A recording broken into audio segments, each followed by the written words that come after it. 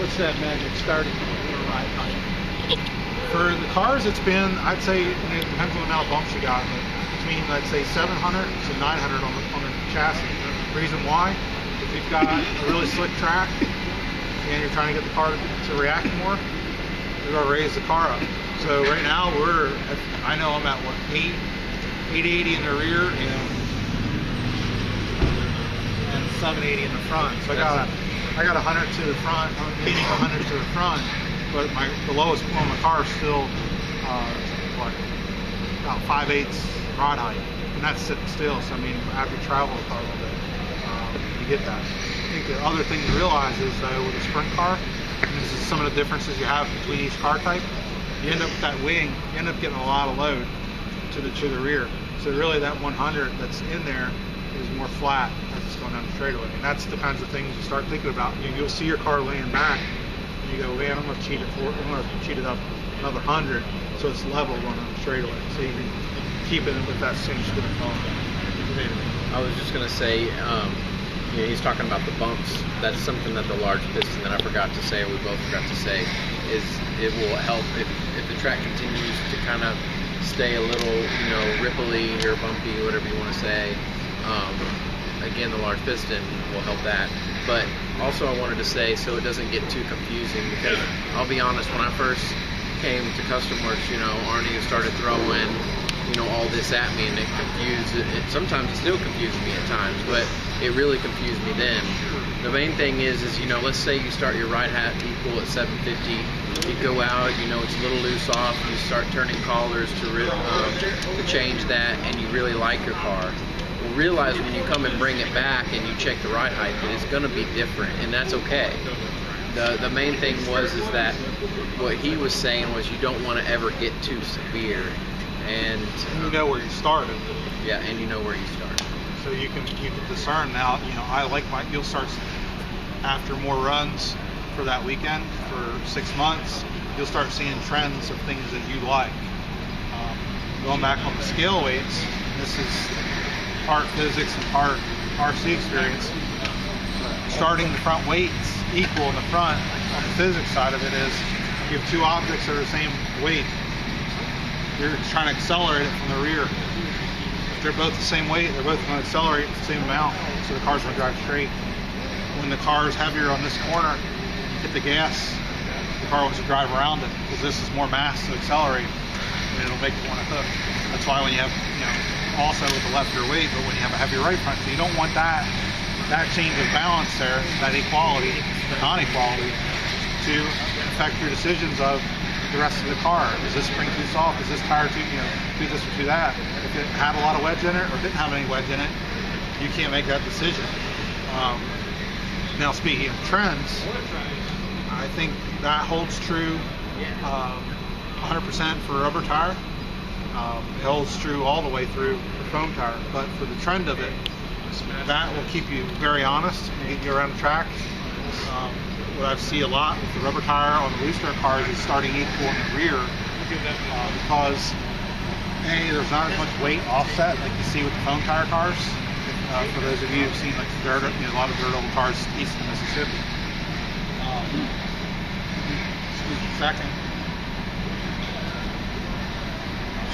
train of thought just got derailed. Left side weight. Starting equal in the rear. Weight centered. Both wheels are got the same amount of drive. It's transferring equally to the rear. The second point I'm trying to get to after this, I keep missing it.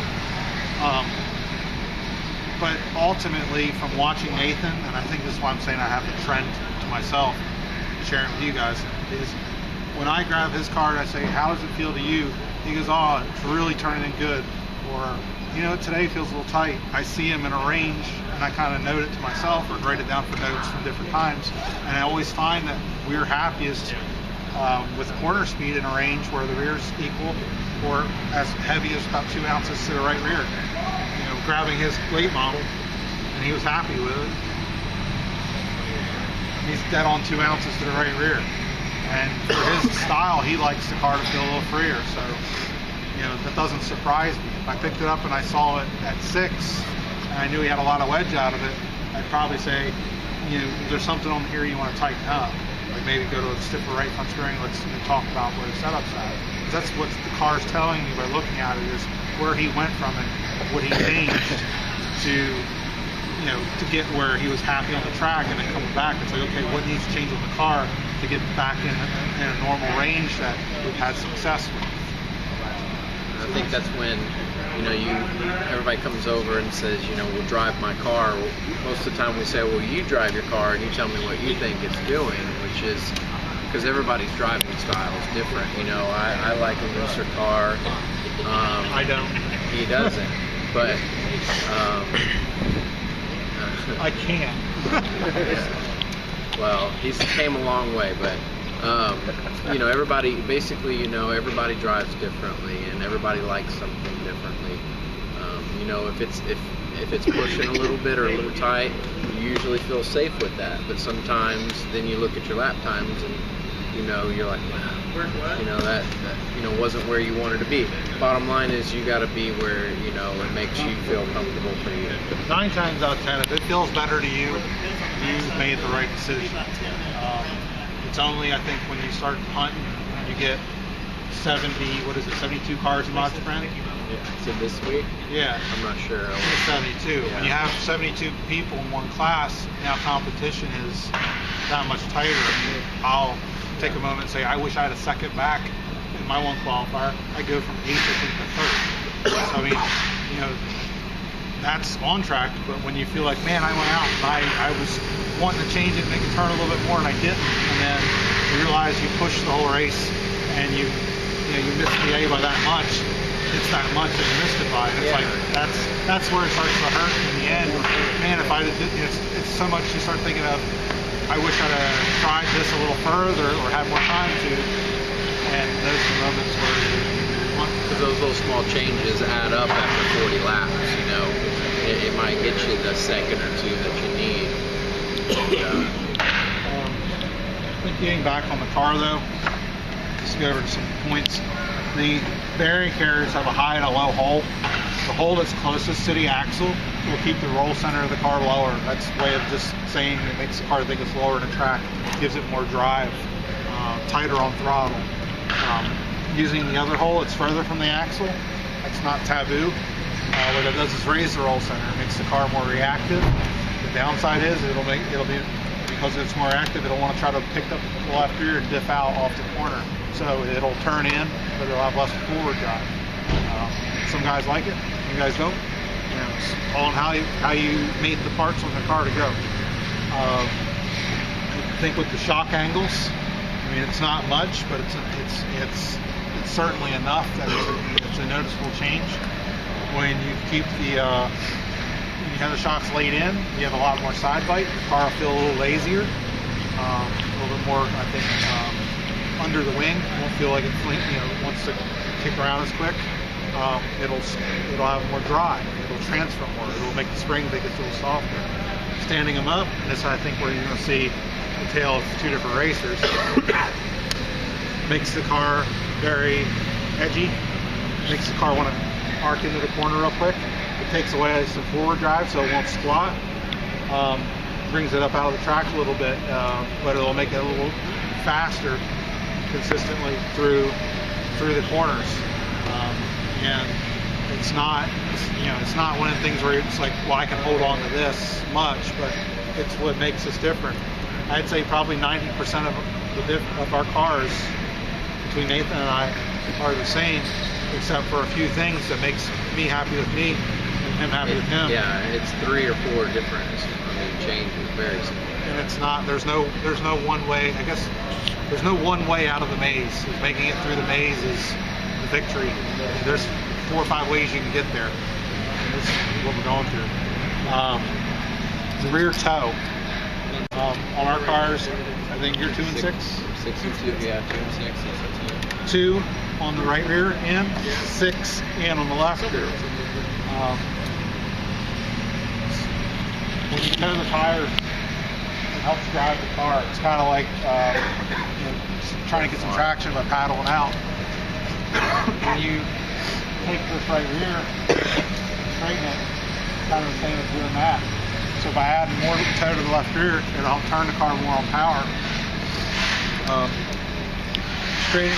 Adding more toe, or staggering the toe, so to speak, by taking this guy and leaving it out, or even increasing this one. The right rear toe usually affects entry to the center. So if the car's turning in a little too fast, or you don't feel like you have the side bite, adding some more toe to the right rear will help that. The left rear will generally affect the car's center off on power. If you have 6 at some tracks, especially if the infield's like half as narrow as this, it might be too much. And when you hit the throttle, it's overturning the car. So you might come back to 4 or 5, and it'll straighten the car up more up off. Same goes, there's the wheel spacers in there to adjust the width. Anytime you bring the tires to the left, it'll tighten the car up. Anytime you bring the tires to the right on the rear, it'll loosen it up. Moving the right rear out, same corner of the car, same effect. You'll gain entry to the center. You'll lose the side bite. You'll lose a little forward drive. When you move the left rear out, it'll get tighter center off on power. It'll lose center of the corner speed, but you'll have more drive. Bringing it in, if you're happy with the car and you took that spacer off and brought that tire in, it's going to turn more in the center and turn more on throttle center off. Where we're at, I'm spacers on both sides. Spacers on both sides. So, commonality there. There's a little shim under the toe block. That can go in there if it chooses to be. That is called anti-squat. And it just affects the angle of the arms, like giving a caster to the rear end. Generally with oval, running some anti-squat to keep the car, keep the side bite a little bit more consistent getting in. Where it loses it is, by its very nature of name, is the forward drive. It's gonna keep the car from squatting as much, so it'll turn more on power. My opinion and feeling is it gives you enough stability in that I can send it in harder, but I typically always run at least 3 areas. We have a part number 1248, there's a 3-degree shim, a 1.5, and then a flat shim that will just raise that block, which would be like doing half of what you did out there to raise the roll center. On the sprint car too, generally we run like usually 3 degrees of anti-squat in the rear. We generally run. And like Arnie was saying, it's very easy. You loosen up the 3 screws right here on the chassis, so it lifted up enough to go ahead and slide, whether it's the 1.5 degree or the 3.5, and then you keep it there and you just tighten it down. It's a real quick fit. Say that. The big car will go towards the front, laying the arms back. On the late model, I've tried it 100 times on the late model, and me personally, even liking a looser car, I personally don't like anti-squat on my late model, because it seems like with the sprint car, you've got this big 7x7 wing pushing here, wherever you have it. Well, on the late model, although it's a big body, you've got so much air going right there that's taking away, even though you have the 2-inch spoiler in the back, that's taking away from the rear. And so generally, I would say anti-squat on the late model has never worked for me personally, but something that you might try. But I would say 99% of the time we run 3 degrees of anti-squat in our sprint car, I would say. Yeah.